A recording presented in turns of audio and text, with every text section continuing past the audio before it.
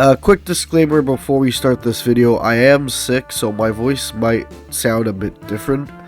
But just because I'm sick, that doesn't stop me from getting on the YouTube grind, if you know what I mean.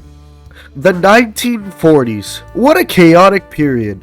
World War II, the Holocaust, nuclear bombs. Wait, nuclear bombs? Yes.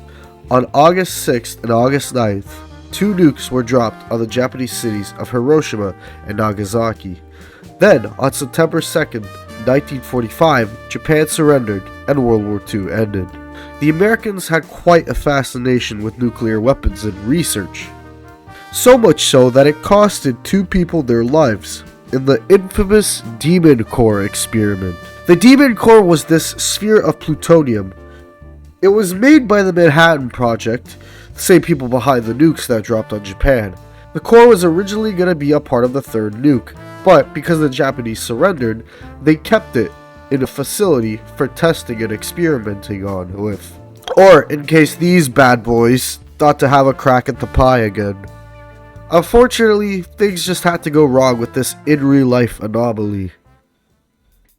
The date is August 21st, 1945. Now, how does the Demon Core work? Well, the Demon Core is this mass of plutonium that naturally decays, causing a sort of self-decaying chain reaction.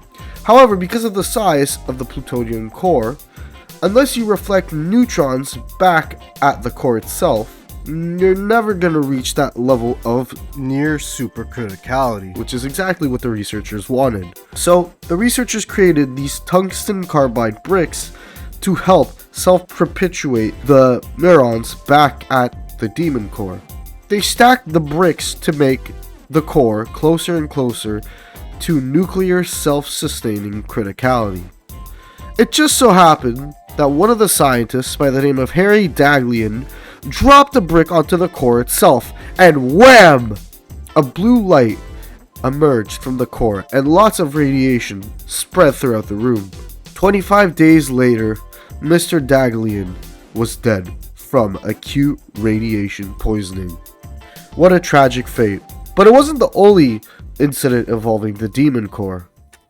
The date is May 21st, 1946.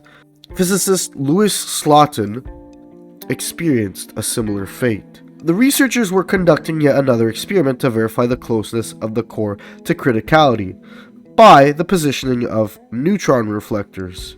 This time, however, to be a bit smarter with the whole situation, they used 2 half spheres of beryllium, and they used a screwdriver to prop the dome of beryllium, just so that it wouldn't reach supercriticality.